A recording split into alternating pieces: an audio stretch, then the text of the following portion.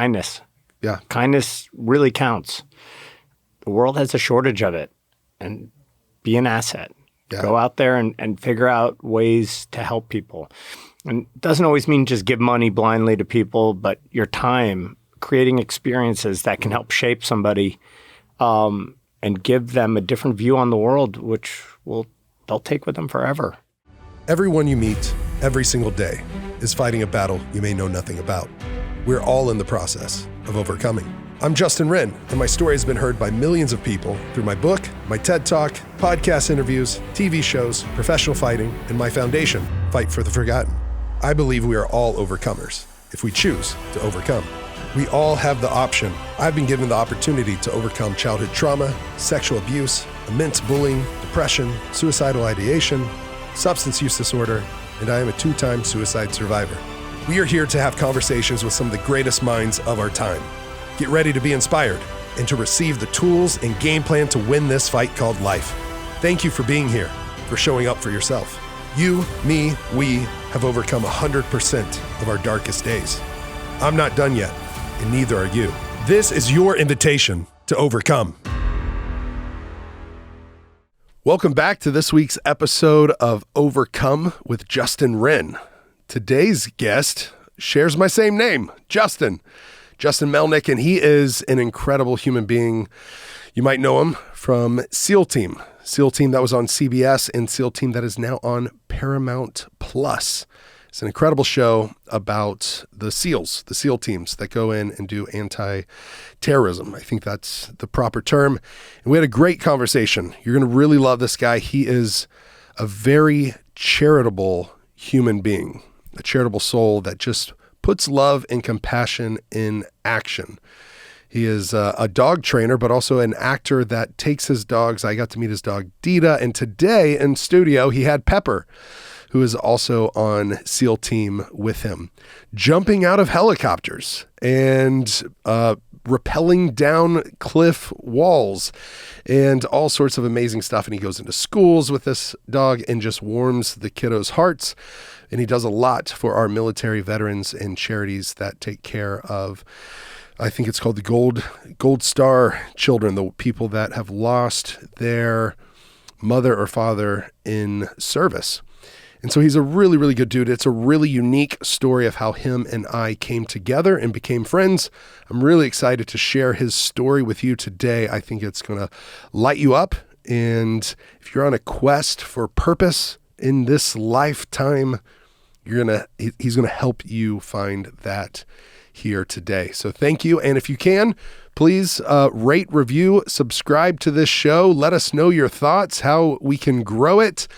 And those reviews really help us hit top charts. And that's where we're headed because of support from people like you. I really want this to be one of the most meaningful podcasts in the world and keep bringing very powerful guests like our guest today, Justin Melnick. So let us know also in the comments, send us a message on Instagram, and let us know what you're thinking about the shows. Also, potential guests that you think would be a great guest and has an overcome story.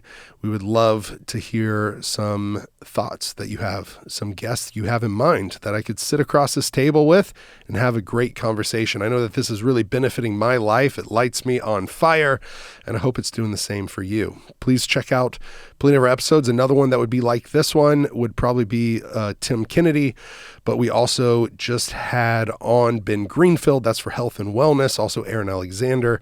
There's a lot of great guests we've had coming through the studio. My good friend Jared Padalecki, Rafael Lovato Jr. Please go back and check out some of our old episodes and let me know what you think. And as always, thank you to the sponsor of this show, Onnit, onnit.com/overcome. Save yourself some money using the code OVERCOME. And also, if you want to join our fight, you can join Fight for the Forgotten at fightfortheforgotten.org. That's a nonprofit. I founded, and we're getting ready to release a docuseries, at least here in Austin. We're doing a private showing of the first episode. We're going to have 6 episodes to come. And so I'm so grateful for all the support from our listeners of Overcome with Justin Wren. Thanks again, and welcome to the show.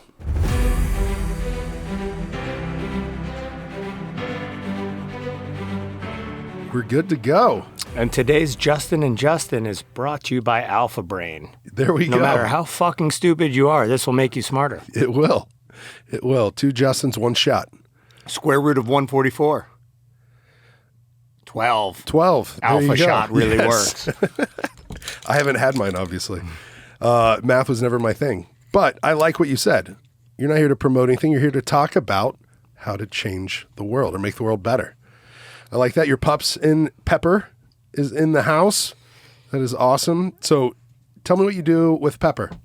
So Pepper is my police dog, who is also going to be my dog on SEAL team since Dita's retired. So we're up here for the Texas Tactical Officers Association. We're doing an aerial canine deployment as part of their SWAT demo for all the SWAT cops that flew in from around the country to come watch SWAT cops do cool SWAT shit. An aerial canine, what'd you call it? Deployment. Yeah. So you're jumping out of the plane with dogs? Well, helicopter. Wow. I don't know at what level we're going to be doing it, whether we're going to just fly in and deploy as we touch the skids down, or if we'll fast rope out of it, or hoist, or short haul. But whatever they throw at us, we can handle. We'll take it as big as they want. We love doing that kind of stuff. Wow. So how do you get Pepper to jump out of a helicopter? Put a bad guy in a bite suit on the ground and say, Stellan.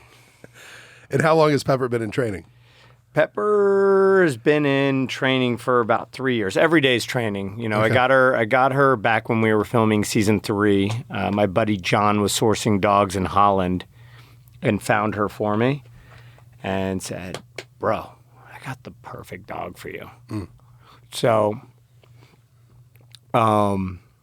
he picked her up, flew her home, did some training, sent her around to all my buddies, sent her out to my buddy Andre at Dias Canine to do the agility stuff, sent her to my buddy Ted to do all the odor detection and tracking and bite work, sent her to my buddy Dustin to do more bite work and odor detection. Basically kept her in the same program cycle that I did with Dita. Okay. And just an incredibly well-rounded dog that can do everything. And then when I get the dog back, then I build that trust. You know, a lot of playing catch on the beach, drinking margaritas, chilling out, eating hot dogs and bacon. No human food. And then we start integrating in the helicopter work. We start on towers and we get used to heights because, like kids, dogs can be very scared of heights. So how do you teach them to be comfortable? And it usually starts with a work trip to Las Vegas, where we get a room at the Encore Hotel at a really high floor to ceiling windows, and I feed her every day at this 48th floor with her bowl looking down at the ground. And at first, she doesn't really want to get in there, and then she eats a little bit and she realizes, oh, this is life, it's fine, I'm okay.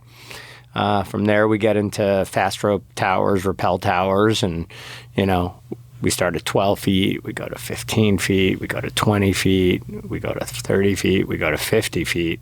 And then, there becomes that bond, that trust that she knows that I will never let anything happen to her. Yeah. I know that she'll never let anything happen to me or my family or my friends or my teammates.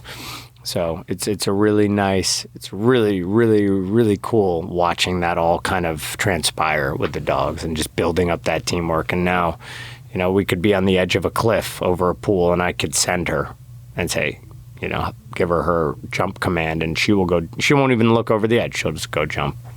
Wow. Which is really cool. That's really cool. That's a lot of work. That's a lot of trust. Mm-hmm. That's just thinking about that. I had one dog that I absolutely adored. I mean, I love all dogs, but I had one named Knuckles. He was a Cane Corso Italian Mastiff, and he was nicknamed Knuckles, or his name was Knuckles because his white tips of his claws or his paws were white. Everything else was blue brindle. I thought you named him Knuckles because you're this badass fighter. Well, that it just was fitting, very fitting. And he looked like a pit bull with steroids, but he was 165 pounds.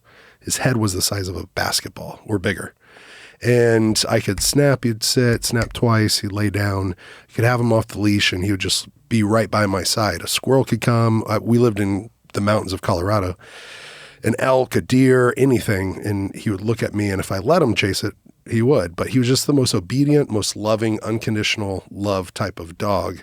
Loved to wrestle, loved to like cuddle, snuggle. If my recliner got this big divot in it, it didn't last as long as it probably should have because my big ass was in there and his head was basically next to my head and his butt was down by my knees because he would just lay across me. So you had about 380 pounds of flesh in that recliner built for someone that's 220. Yeah, exactly.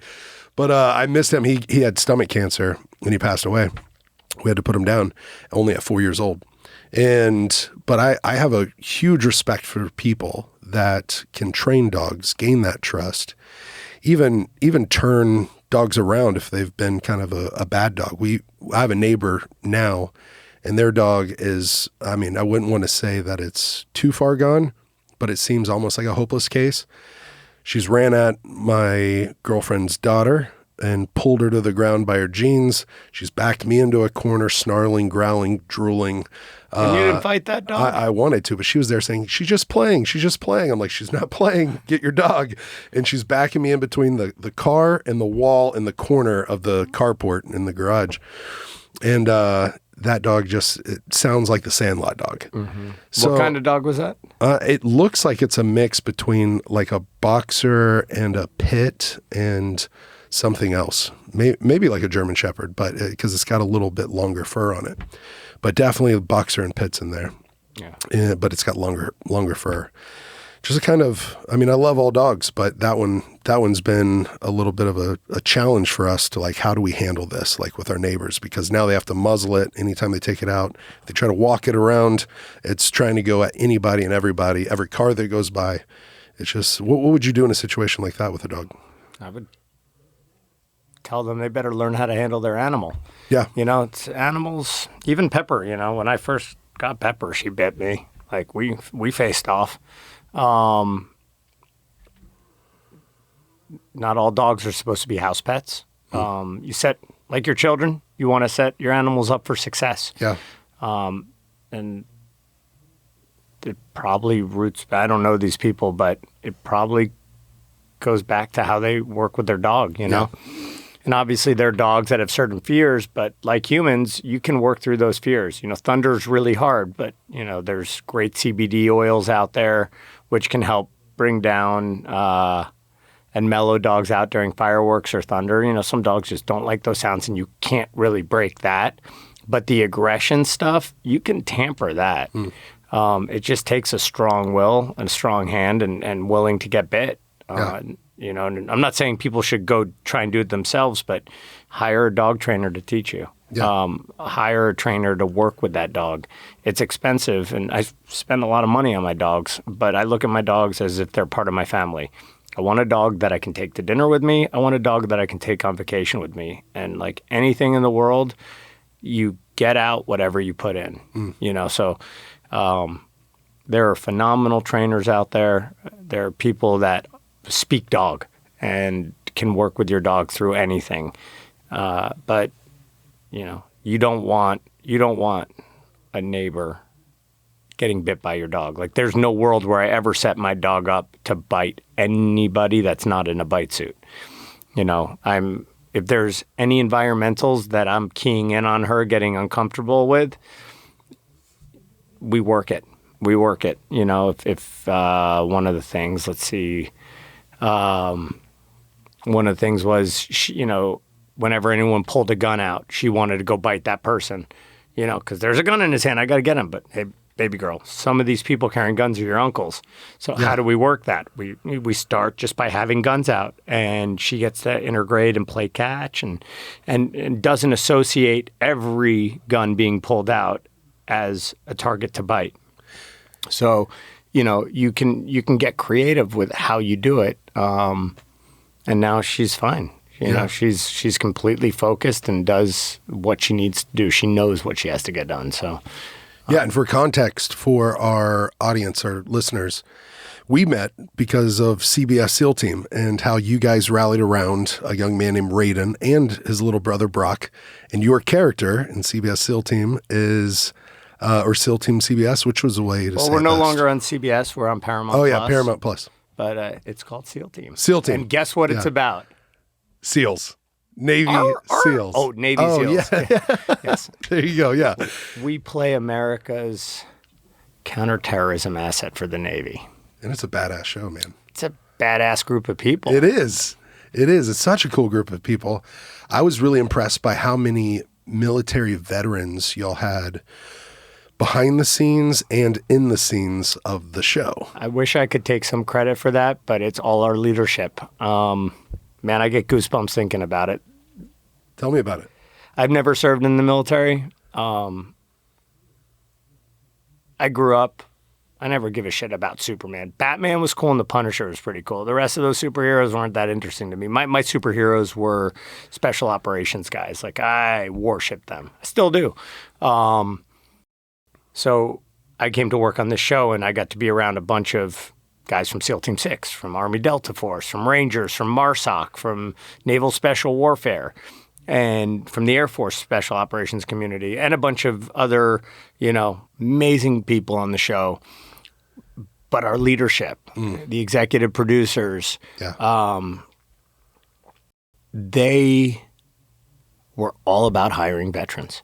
And this show employed, throughout the 5 seasons, probably over 200 veterans, everywhere from executive producers to writers to directors to actors to stuntmen to consultants. We had veterans in wardrobe, hair and makeup, electric, camera department, transportation, everything, catering. It was, you come on set to our show and there are a lot of American flags flying on trailers. It makes me very proud to be part of that. I love this country, no matter what's happening here, no matter how hard it seems, no matter how expensive gas is, no matter the violations of anything. It's still better here than anywhere else in the world. And I've been to those other countries. I mean, this is still the place to be. And I'm proud of that flag, and I'm proud of the men and women that have sacrificed their time with their family and their lives to defend that flag. And I'm proud to see it. I'm proud to be part of it. And our leadership at the show has gone above and beyond anything I've ever seen in my life of trying to help veterans and help guys transition out of the military, bring them to Hollywood, get them squared away, teach them. Most importantly, teach them. I mean, they've taken guys that have never directed and taught them how to direct, and they've directed episodes of television.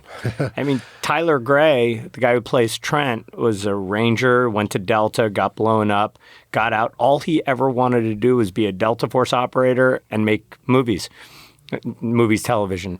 And he got out, focused hard, worked hard, really sharp guy, really smart, and started consulting on movies and television shows and ends up directing. I mean, he's directed like 3 or 4 episodes of SEAL Team already. That's incredible. That speaks so highly of the leadership, because Hollywood, you hear that it's really hard to break in. Impossible. Yeah, and it's really exclusive, right? And so to be so inclusive of like, hey, you want to do this? We're going to support it. Come on in here. Well, I just have to take a moment real quick and thank the sponsors of this show. Onnit. Onnit.com/overcome. You can save yourself 10% on Alpha Brain or New Mood or Total Human, some of my absolute favorites. And I'm just so grateful for their support. This show wouldn't exist without them.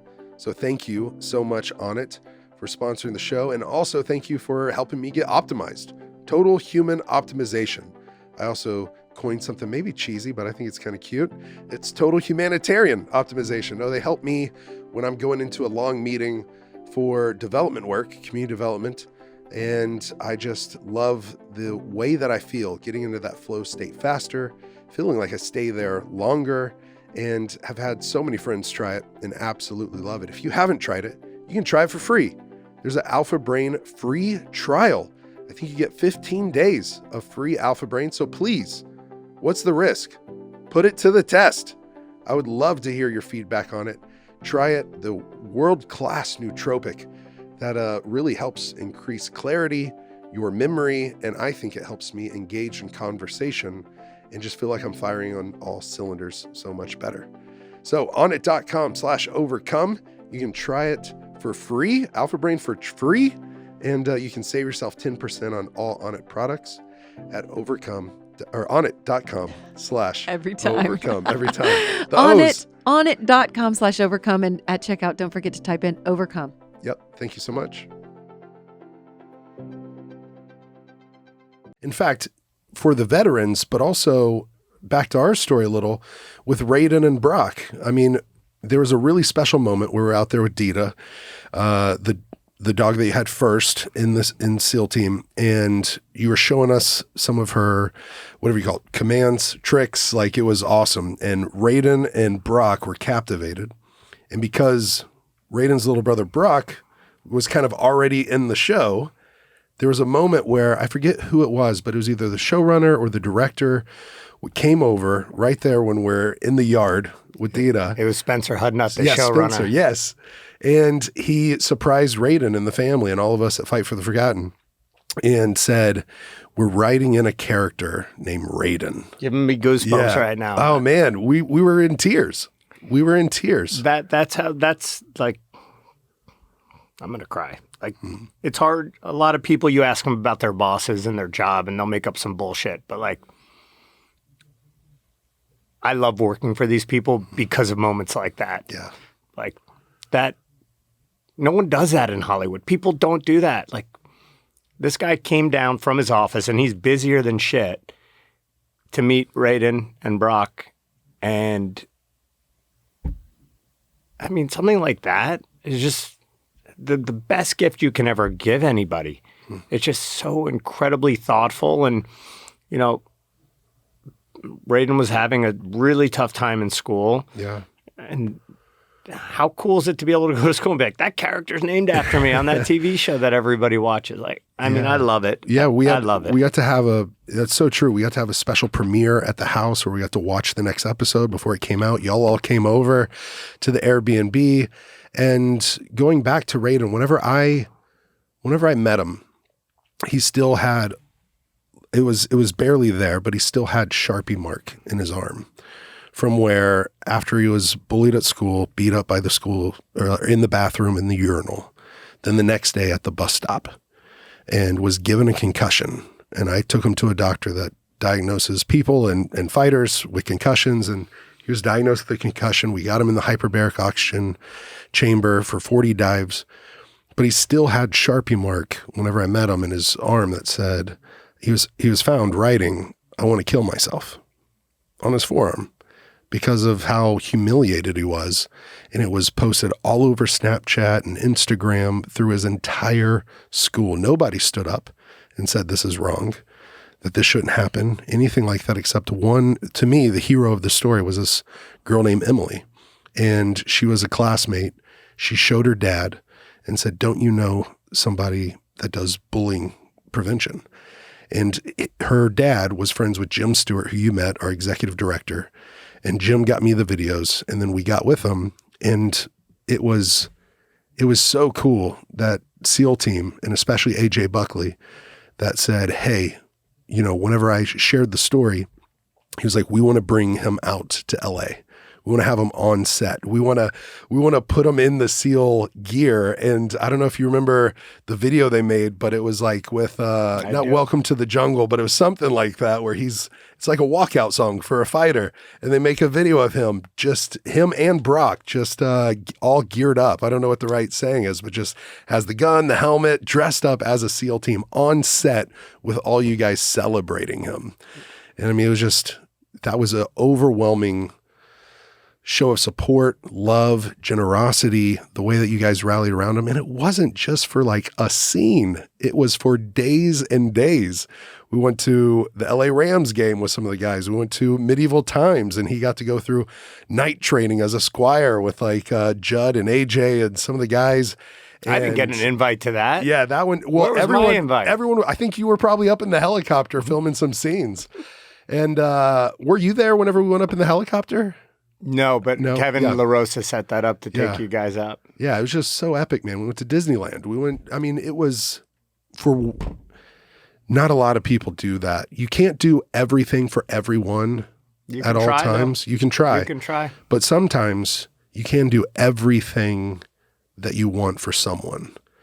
And one life matters, right? And you can do it for everybody, but start with one person. And I'll always go back to this moment with Raiden that like you guys, everybody on set, the leadership to the cast, to everybody, everyone behind the scenes, the camera guys, like it was a phenomenal, very unique, distinct group of guys that were like this kid. And you'll never forget about his brother, Brock, or his mom, Scotland, or his dad, Danny.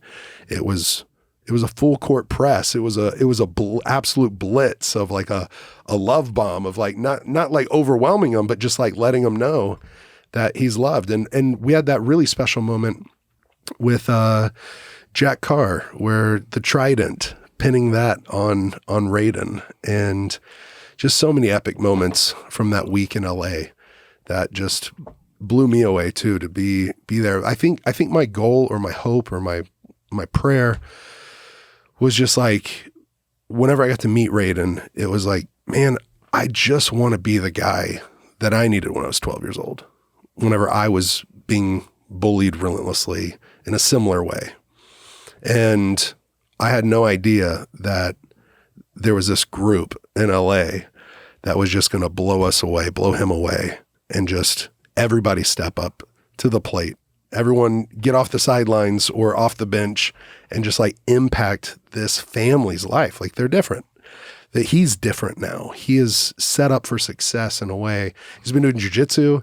He got promoted. You made the video for him. He was so stoked to see that. And yeah, so man, just thank you. It's my pleasure and my duty as a human being. You know, life is short and there is no set amount of good that you have to do. You have to do as much of it as you can. Mm-hmm. And, you know, it's like you just said, you wanted to be the person that rescued you at 12 years old. There's no saying how much good Raiden's going to do and Brock's going to do when they grow up, because people showed them kindness, love, and generosity. They can pay it forward, and maybe they help 5 people each, and then those 5 people help another 5 people, and then all of a sudden the world just becomes a little bit better. Yeah. And, you know, it's try and impress that upon my kids all the time is kindness. Yeah. Kindness really counts. The world has a shortage of it. And be an asset. Yeah. Go out there and figure out ways to help people. And it doesn't always mean just give money blindly to people, but your time, creating experiences that can help shape somebody and give them a different view on the world, which they'll take with them forever. So yeah, that's really good. We're going to get right back on that. This will sound like a side note. I'm going to talk to Mike real quick, and hopefully we can do something kind. I think Tank is out here listening in, and hopefully we can get him a set of headphones so he can listen into our conversthat I'm just sitting out there. Do you even give a shit what we're talking about? You can hear us? Okay, great. Awesome. I'm glad he's there. And that really impresses me, man, because I think that oftentimes, and especially in the media today, and there have been some things that have gone on, whether it's military or police, that there's some bad apples. But I have met just the best people with such great, generous hearts that are there to be public servants and make a difference one life at a time, or in a whole community, or when shit hits the fan and things go down and they need a defender, they need a protector. Like, these are the people that don't just have the heart, but they have the training and they have the willingness and they're ready to spring into action. And you are surrounded by that now. But how did you get here to this point? Like, where did the kindness, you have that kind of ingrained in you. It might have not always been there. Maybe something helped trigger that. In there, but you know, you talk about a profession in America alone. You know, there's probably 800, 900,000 sworn law enforcement officers. That's across the board of federal, local, state level. You know, yeah, there's bad apples, but there's doctors that are bad apples that molest patients when they're sedated. You know, there's dentists that will use that little drill thing in your teeth. Those bad apples. No, any profession, you're going to find shitbags. But hands down, like, people become cops because they want to help people. You're not going to get rich doing that job unless you work in New York or California.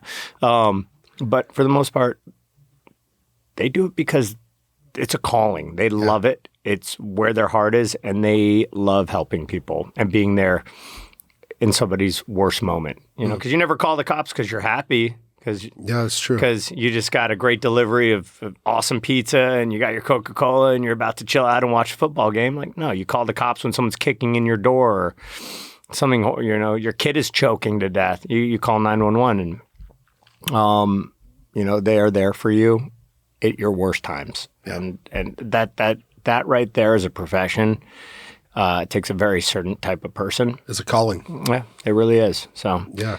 I got into all this stuff back in my late 20s, mid-20s. I ended up getting really fed up with where my life was at. What were you doing at the time? I was working in nightclubs in New York City. Okay. Early 20s, I started getting fed up and kind of stuck with it because the money was good. There were boats in the south of France, private jets, 5-star hotels, beautiful models, famous actors, great restaurants, big fashion-y events and stuff like that, and Met galas and all that kind of stuff that most of society says is important. So, at 20 years old, you're like, oh, cool, I'm really cool. I get to go do all this crap. Ended up getting kind of fed up with that, didn't know what to do, ended up doing fashion photography, and it turned out like same bullshit, just different time of day, working during the daytime instead of throughout the night, and ended up going to Uganda in like 2006. A buddy of mine from the nightclub started a charity, and he had built a well, and because of the war that was going on with the Lord's Resistance Army, the LRA, most people know Joseph Kony. Yep. He became popular in 2012, but he was doing his business way earlier than that. Yeah. So because of the war, no one could confirm that the well was actually there. So I was like, I got a camera. I'm going to go for you. Gave me a GPS unit with the coordinates and went to Uganda and got lost there and found this well, got some pictures, fell in love with the country, had this amazing fixer there. She kind of ran like a charity there that helped relocate women and girls that were being forced into sex trafficking into schools in different parts of the country. Most people are aware of the Sierra Leone conflict with the RUF, Blood Diamond, that whole movie with Leo DiCaprio brought a lot of attention to that. Those guys were funding their war through diamonds, through these diamond mines, and using that money to buy their weapons. And Joseph Kony was financing his war through human trafficking. So, the young boys would be shipped off, drugged, brainwashed, and turned into the fiercest little warriors ever.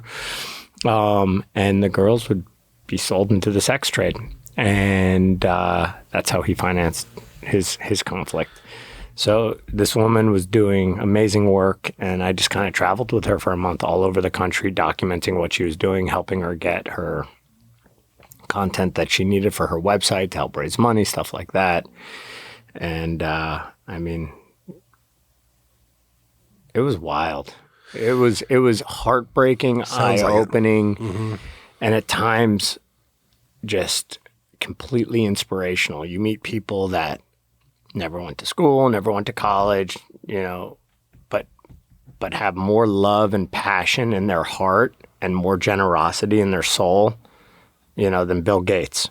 Just they'll give you the shirt off their back, their last drink of water, their last piece of food, and they will look after you because they have good nature and good hearts. Yeah, some of our well drillers used to be LRA, child soldiers. And we're actually building a health center and a school and a community hub in Uganda right now on the border of Congo. And so when I lived there, we were surrounded by 44 different warring rebel groups. What is that? That's not Lake Victoria, is it? No, it's not. It's not Lake Victoria. So we're in the Rwenzori Mountains, right on the border of Congo, the Similiki National Forest, right there, and it's close to a town called Bunabujio, and it's in western Uganda. And those little kids must be fucking terrified of you when you show up. They call me the Vanilla Gorilla, and they've like ran and hid behind trees. I've had spears and bows and arrows drawn on me in Congo, but man, there's something so true to what you say. It changed and shifted completely my spectrum of like what matters in this world. Cause I was fighting and was on TV shows and different stuff. And there was models or whatever, like money and fame and different stuff. But man, I would get my hand raised and I don't think in my first 13 professional fights that I ever smiled after any of my wins. I don't think I smiled once. I would get my hand raised and I would think, is this it? Is this all? While I'm in there, is this all? And so I got into partying. I mean, I had a surgery, got into like fighting addiction, all sorts of stuff.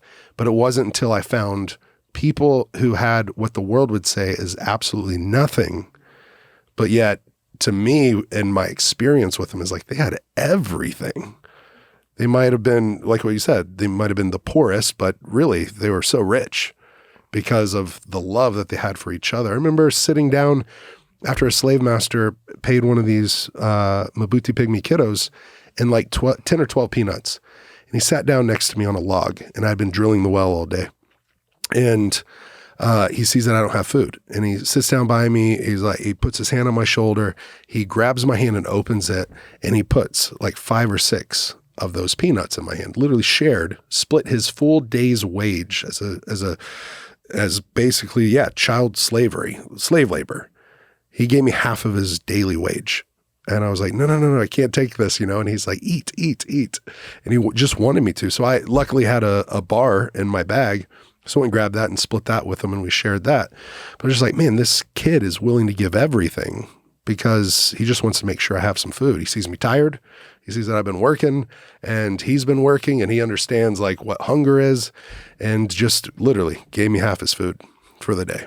And those kind of moments will shift your entire spectrum. So back to your story, you're there 2006, 2007? 2006. Okay. And you see all this, and how did that work for you? Because you were living your life kind of, going to the parties and all this stuff, but then things started to shift for you. Things started to change, and that you found purpose. Yeah. So from there, I said, I want to shoot conflict. I want to see what's happening in the world. I want to understand what's happening in the world. So just had some really, really great friends who helped finance all this stuff and went all over the world. Every war zone I could get into, I'd go to. And my quickest one was 7 days, which was Yemen. That one was pretty rough. I bet. And got out of there really quick. But everywhere. A lot of Middle East. The Middle East was really interesting to me. I like the fact that I could blend in there. I could move around a lot easier than I could in Africa as a continent. Asia was hard to move around in as well, just because you look different. Yeah, it looked different. Yeah. Middle East, I was able to really, really get into it there. And then it all ended in Afghanistan. I went to Afghanistan for what was supposed to be like 2 weeks and ended up being over 3 months. And then I came back and wanted to join the military and didn't do that and ended up getting into law enforcement and did that for a while. Still currently am, but just public resources kind of stuff, community outreach. And then Hollywood happened just super randomly. Yeah. All because of a dog. All because of Dita. Is that right? Yep. It was Dita? Yep. So ended up there, and, it was really cool because it put me in a position to do the kind of charity work that I want to do, to be able to impact people's lives. Like working as a cop in a small town, like, yeah, I can help a little bit, but like not at the level that I can through this platform. That's awesome. And And it's really cool. Just, I've always said, I'm not worried about Hollywood consuming me because, I've been to all those places. I've stayed in those hotels. I've been on the private jets. I've been on the yachts. I've hung out with A-list celebrities. I don't want that. That's not interesting. I want to have my family. I want to raise my kids well. I want to be around my wife as much as possible. And I want to help people. Like I want to get that message out there. Let's be kind. Let's figure out, let's ask that person that's sitting by themselves how their day's going, Get a conversation started.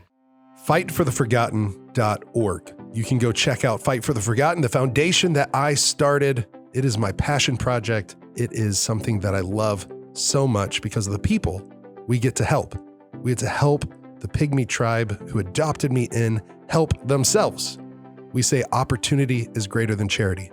Charity can be great, but opportunity is just always better. That's why we've drilled something like 80 water wells already, providing over 30,000 people clean water.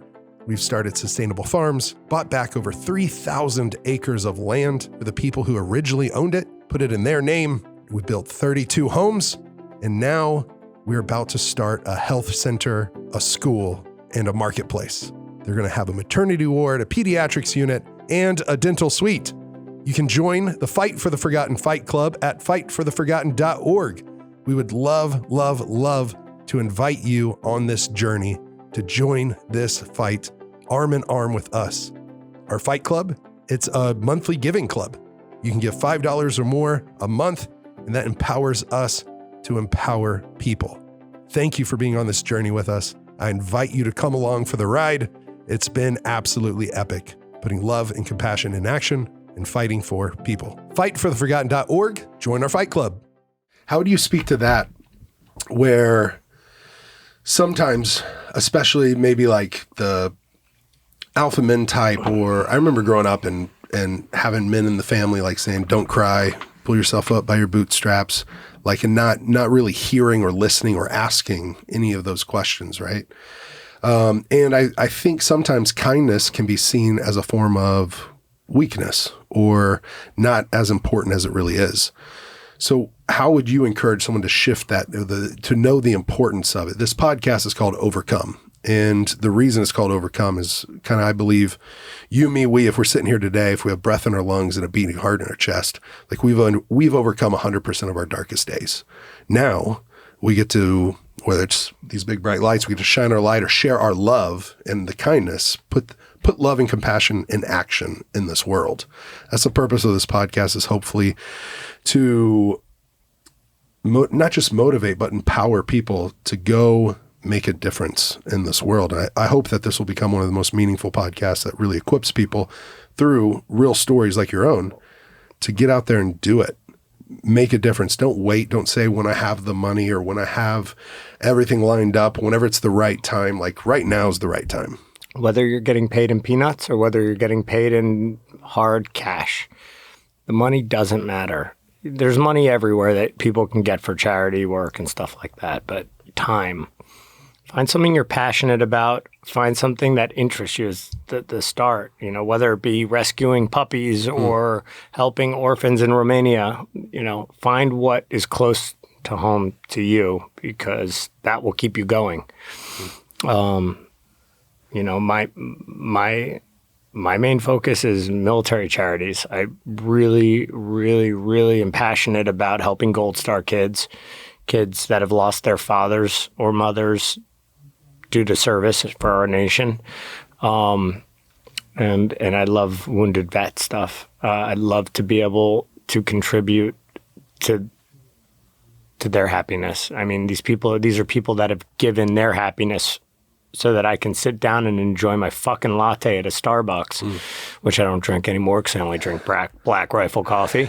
I like to support veteran-owned companies when possible. 9 times out of 10, if I can buy it from a veteran-owned company, I will do that.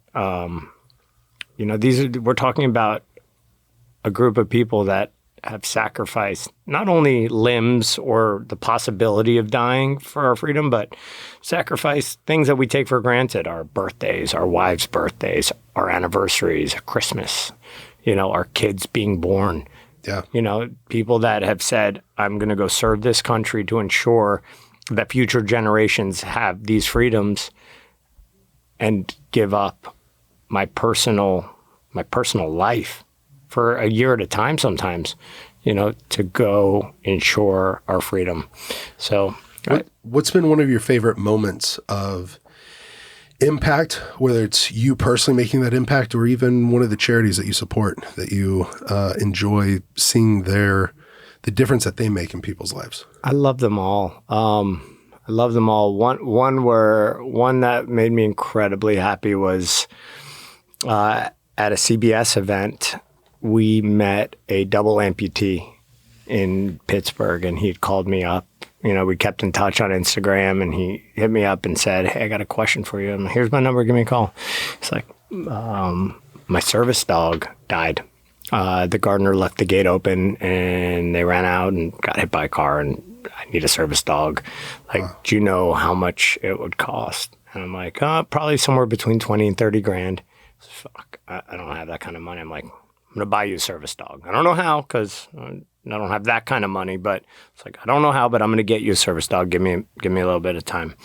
So we made up the Dita skateboards, and we were going to sell them for charity and use that money, and ended up finding a donor that just wrote a check right off the bat. So within 2 weeks, we had the money. That's awesome. For his dog. And my buddy over at Rescue 22, John Devine, who's a former SEAL, trained the dog up and got the dog delivered. And, life is much better for him with that dog. That's a point where you can really give a gift that continues giving, which is really nice. But so for people that don't understand, and even clarity for me, how life-changing will that be, having a service dog? What does a service dog for this gentleman in particular helps him stand up out of his chair because he's on 2 prosthetics? Yeah.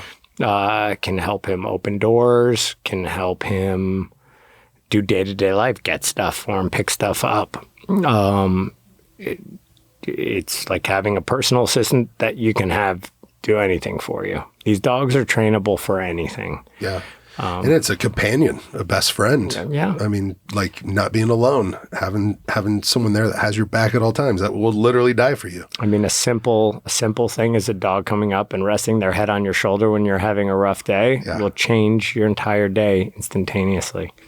What a gift. Mm-hmm. That's incredible. Well, that's awesome. Have you ever heard of a charity called Folds of Honor? I have not. So Folds of Honor is out of Oklahoma. It's Tulsa. And I know the founder. His name is Major Dan Rooney. Actually, it might be Colonel Dan now. Fighter pilot. And they've started a charity 10 years ago, I believe. And I think last year they raised $30-40 million for families. I don't know if you call it Gold Star, but yeah, they either lost a parent in service, or they've become disabled. And so they sponsor their private school or college or a lot of other things too. But they have big supporters like Budweiser and NASCAR, and they have a quick trip race that's just raising funds for Folds of Honor. But I got to go to one of those events and see the impact for someone that they've been with for 10 years, a wife, and I think her 3 children, and them give a speech, and it was waterworks in the entire room. It's like, man, this matters. This is something to get behind. This is something to support. And I think it is unique, man. I think people all have it inside of them, in their DNA, at least, before they were jaded or hurt and traumatized or whatever, or got blinded by all the other shit in life. I think at the core of every human heart, they want to make a difference for the most part, except for the real bad ones. But, and just being there to give that opportunity for someone that can change their trajectory of their life. And so for you, with Pepper or Dita, and what are some of the moments you get to go out and do these kind of public service moments where you get to see someone light up? It's it's even just in the airport today coming in,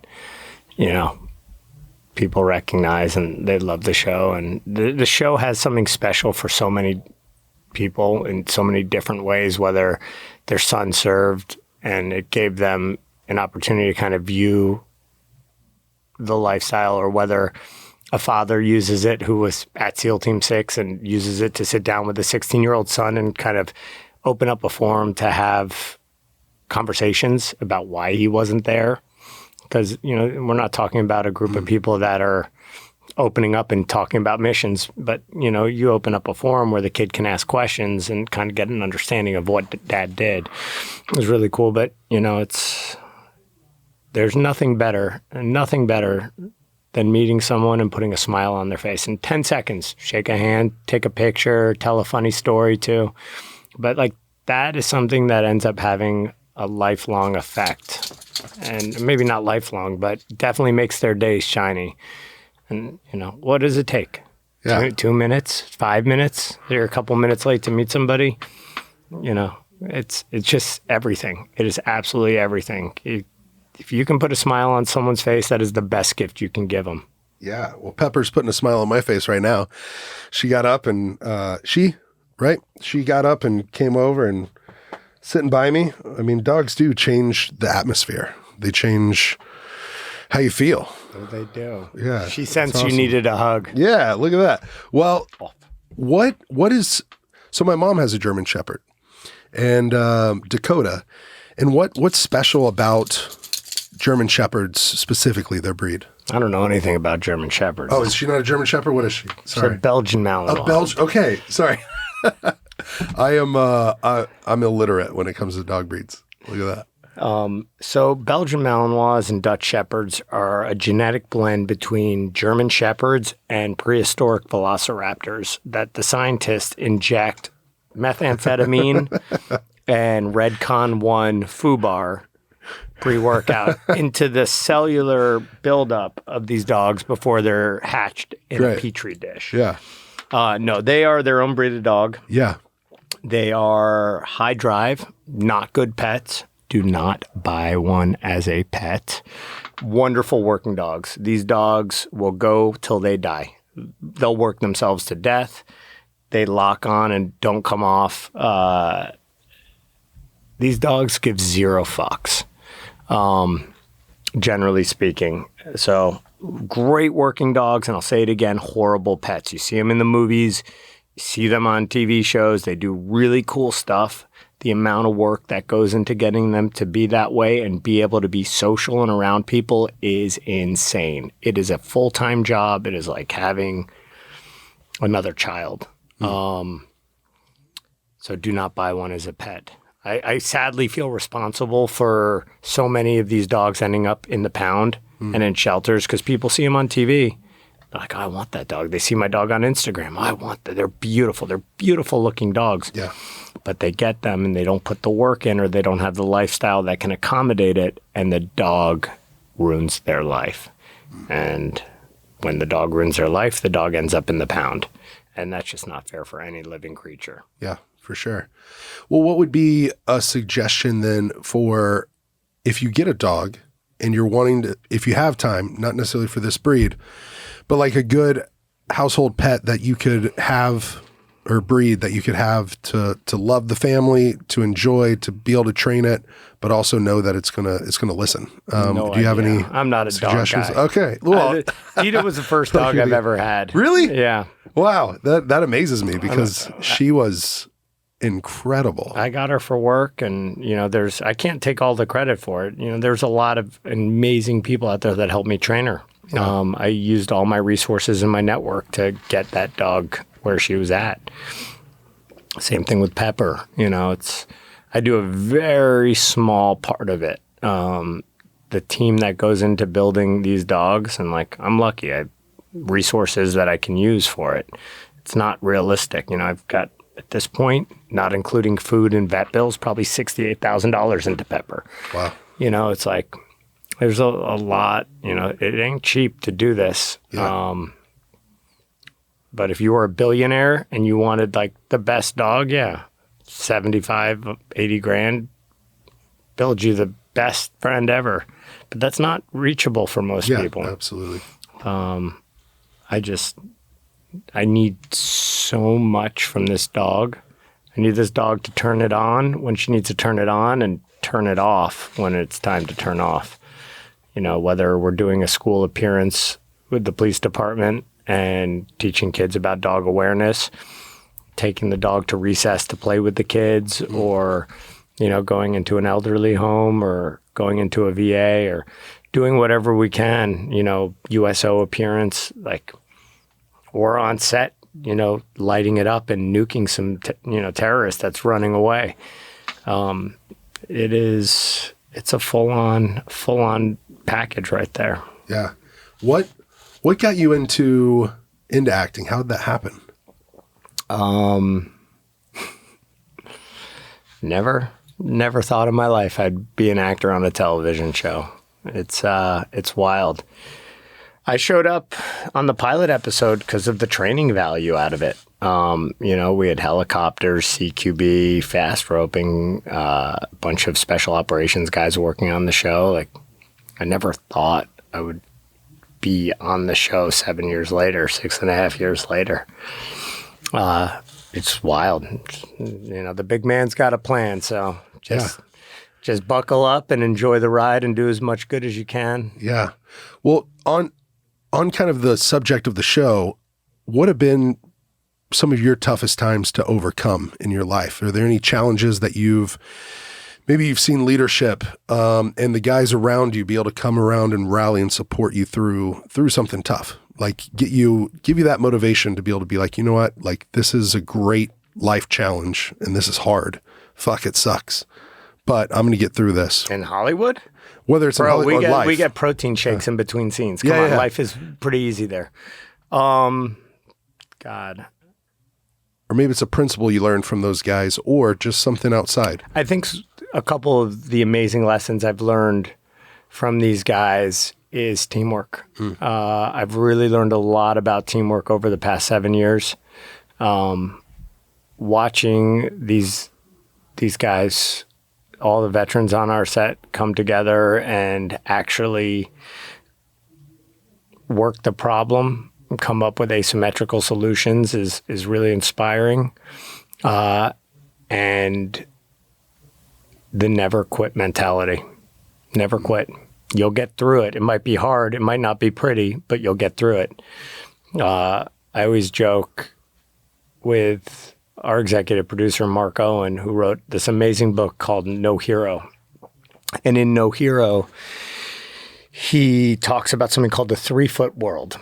And I think it's one of the best pieces of advice I've ever gotten. No matter how scared I am, if I'm terrified of heights, but I do a ton of rock climbing, a ton of, outdoor activities, get into some pretty sketchy places. And I always remember my 3-foot world. I just stay in my 3-foot world. I worry about what's 3 feet in front of me. And when I get through that, well, let's tackle the next 3 feet. Okay. And from there, you tackle the next 3 feet. And from there, you continue on. And by the end of it, you've accomplished whatever you set out to do. So not to let the big picture overwhelm you. Focus right in front of you, get through it and do it right and keep moving.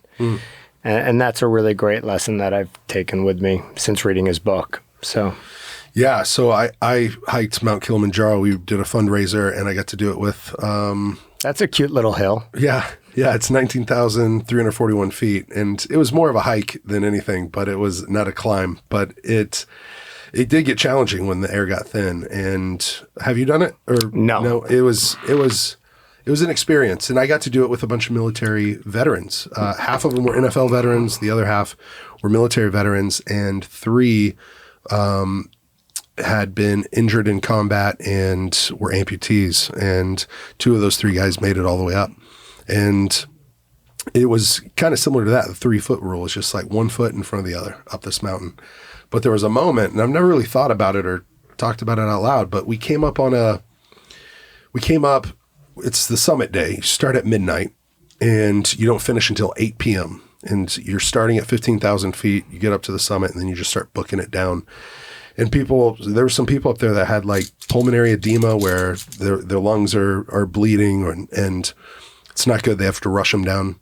And so you can't stay up there too long. And anyways, we came up and there's this group, I think they were Belgians, they were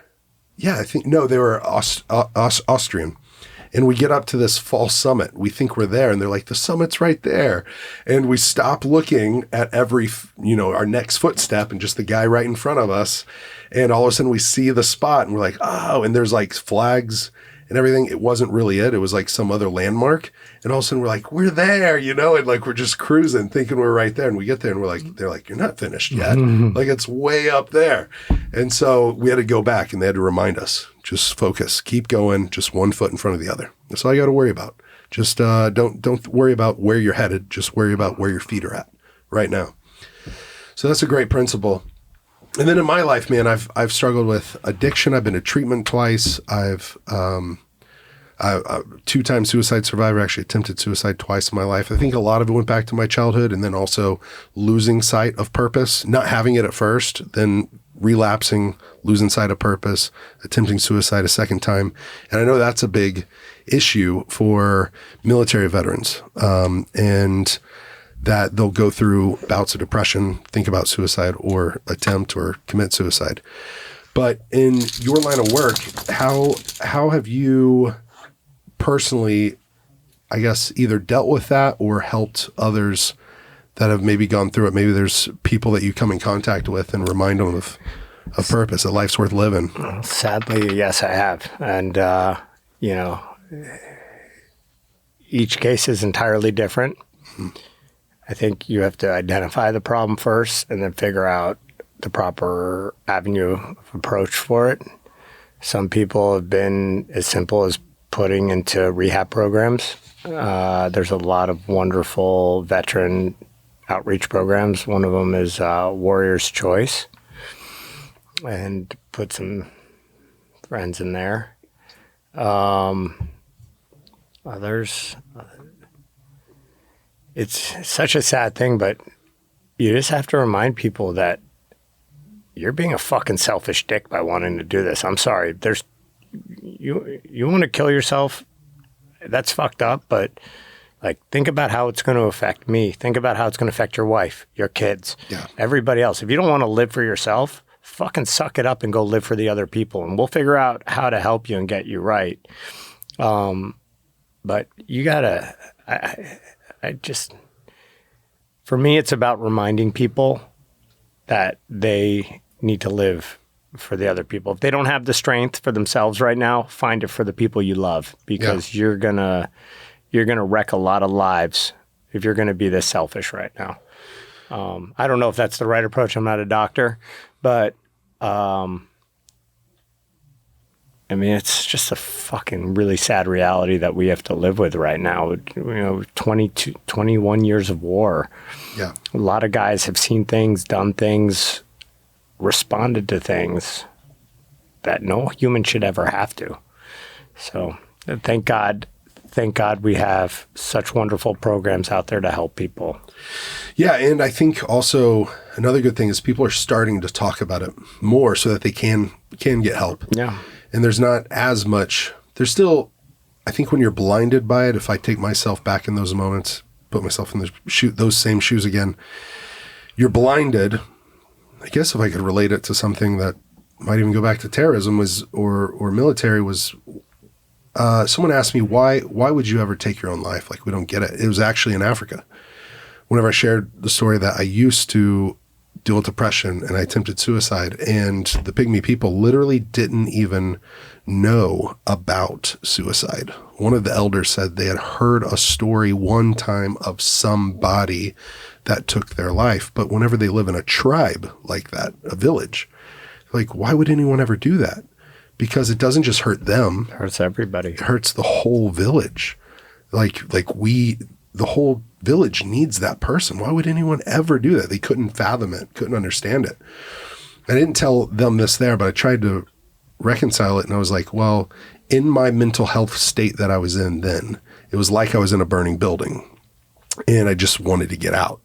And the burning building was maybe in my mind. So I thought about almost the Twin Towers being hit and being one of those people. And that is above being able to walk down the staircase. You think there's no way out. And so you look out a window and you think that's the easy option. It's the lesser bad option, right? Stay in the burning building and either burn, suffocate, or just jump and end it.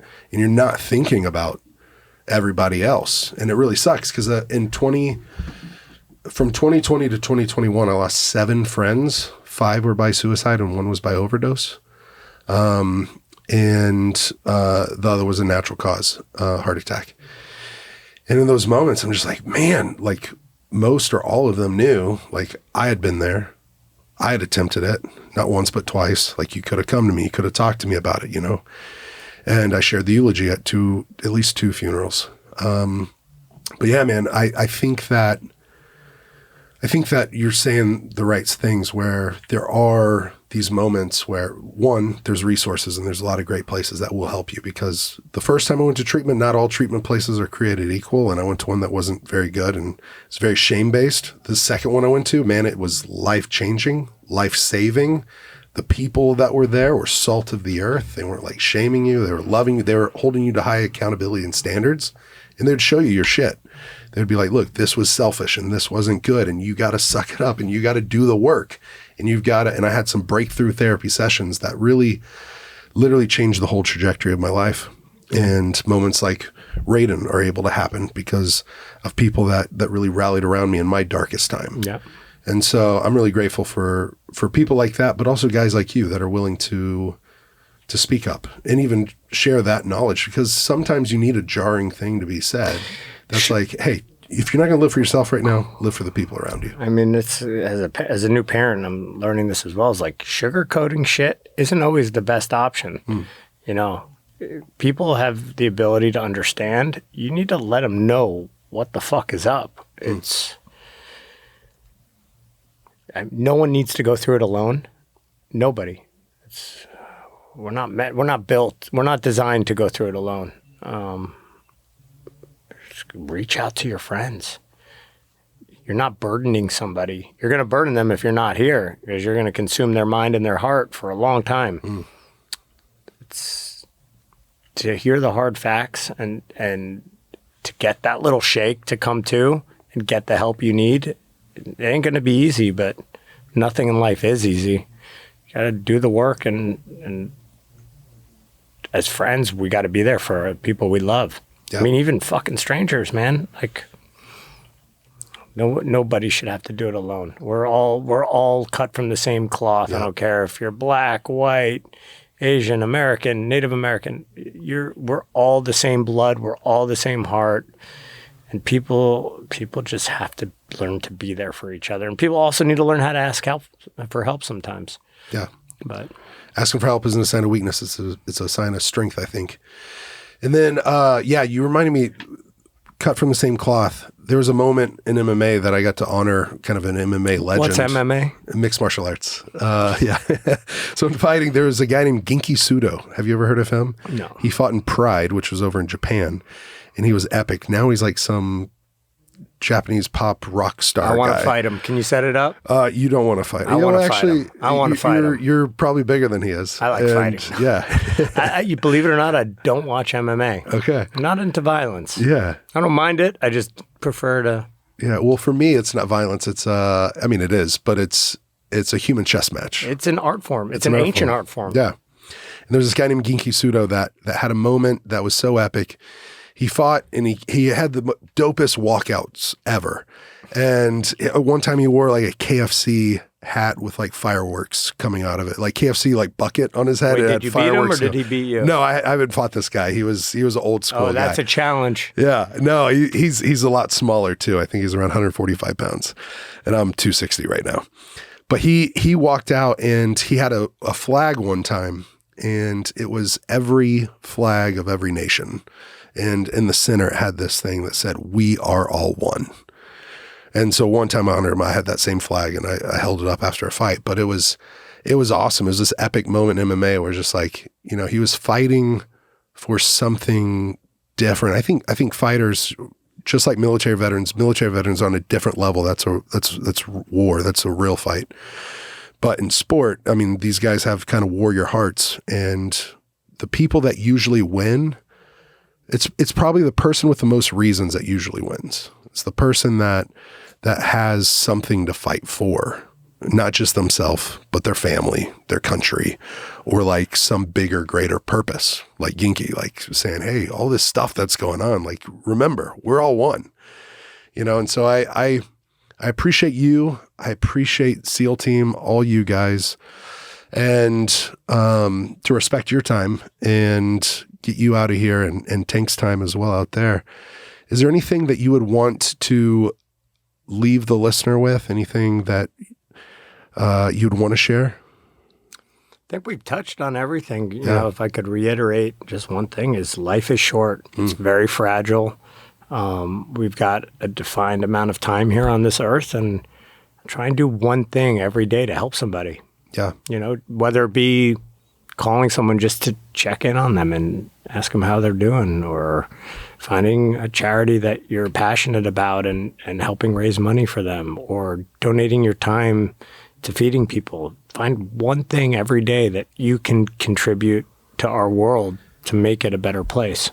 Do you have any tips or ways that you've kind of been able to tune in, draw in, or have this awareness about you to have your head on a swivel looking for a way to make a difference? It's just something that I'm passionate about. You know, I've been very fortunate in my life, and I want to pay it forward. It's become my mission to pay it forward. And, you know, just whatever I can do to make someone's life better, I'm up for it. Yeah. It's something that I find to be incredibly important, because if we're not good humans, what are we? We only have this one life. That's so true. Did you have any, I mean, you're just spurring some questions where, did you have any models or role models or people in your life, either at an early age, or was it in 2006? Charlie Sheen. No, he's pretty cool. But it really happened on my trip in Afghanistan. You know, I never really had a dad. My dad was great as a kid and kind of just checked out by the time I was 13, and was just kind of there, but not really a dad, and kind of grew up without a dad. So, you know, it's hard to learn how to be a man if you don't have a man to look up to. That trip to Afghanistan, being embedded with the troops and living in such close quarters for such a long amount of time in not comfortable situations, and watching some of these guys, the way they led their troops, the way they looked after their kids, their boys, I was kind of like, wow, like that's the kind of guy I want to be. Like that's. Do you remember anything specific that stands out to you of like the way that they operated or cared about each other? Everything. From the moment they woke up, it was about teaching their kids how to survive, getting them fed, getting them back to base, making sure they got home from deployment. Obviously, it wasn't always successful. People died, but it's war, and sadly, that is the biggest cost of it. But these guys, I had one guy, Captain Eric Viennan, actually, and just watching the way he'd lead his troops, I was like, dude, I mean, that's who I wanted to have as a father growing up. Like that, I mean, I think I'm doing okay right now, but I think I could have been an exceptional human being if that was my dad from birth, and I learned everything from him. There are really, really incredible people out there. Yeah. Sometimes you're not born to them, but God puts you in their path, and you get to learn from them. And was that a reason, or what was the reason you went from maybe a 2-week trip to a 3.5-month trip? It was the stories coming out of there, being with these guys out on these missions, seeing how they were impacting the lives of the Afghani people. Afghanistan, the culture is amazing. I mean, the people are incredible. They're strong. And they were just getting the short end of the stick from the Taliban. And watching what these troops would do with initiatives back home here in the States through their schools or their church groups or their communities, and raising school supplies, everything from backpacks to pencils, and taking them out and distributing them, not through the U.S. government, but like through their community, and gathering all these supplies, having them shipped over, and taking them out and distributing them to these kids to ensure education. Because, I mean, we all know education is the only future. Without education, you have nothing. And, whether it be taking med supplies to remote villages and helping doctor up the sick. Like, I mean, these people putting their mouth where their money is, putting their money where their mouth is, however that saying goes. They really, really inspired me. And I really felt honored to be able to be a part of it and be there with them. And that's why I kept staying. I think it's a really interesting thing to think about, because now your role that you kind of just stumbled into or found just serendipity, right? Like you're there, synchronicity, and you're there, and now it's almost a way that you're honoring, and not almost, it is a way that you're honoring them, their stories, what they modeled in front of you. Now you're modeling it to a mass audience with an incredible group of people, the leadership all the way down. And I find that pretty I feel pretty lucky amazing. to be there, man. Yeah. I feel lucky to be part of it and be able to be part of that journey, because it is wonderful. Do you think it would have happened if you didn't have that experience, that you went to all these different places? And I don't think it would have happened if I didn't have the dog. yeah. It's all part of the big plan. You never know. Yeah. Well, any plans that you have moving forward? What's next, or what are you hoping to barbecue? Barbecue. I'm in Austin, Texas. Yes. I'm going to go eat some barbecue. You going to Terry Black's, or where are you going? I don't know, Tank. Where are you taking me, buddy? Maybe Valentina's, something like that. So somewhere good. I got to feed this beast. Okay. All right. Well, hey, thank you so much for being here. It's Thanks an for having honor. me. I'm humbled that you came and spent your time with us today. I know that people are going to really be inspired by this episode. Where can people find you, follow you, and check things out? Where can they watch the show? They can watch the show on Paramount Plus. Yeah. Check us out on Instagram, Justin Melnick. Pepper the Dutchie if you like dogs. Pepper the Dutchie. Yeah. And what nights is the show on Paramount? We're every night now because we're streaming. That's awesome. I love it. Cool. So I'm going to go binge it and catch up. And I'm grateful for you. Thank you for being here. Thanks for having me. It was an honor. Yeah. Let's fight. Hey, don't forget to send your Overcome stories to overcomepodcast@gmail.com. And also rate, review, subscribe, and follow Overcome with Justin Wren.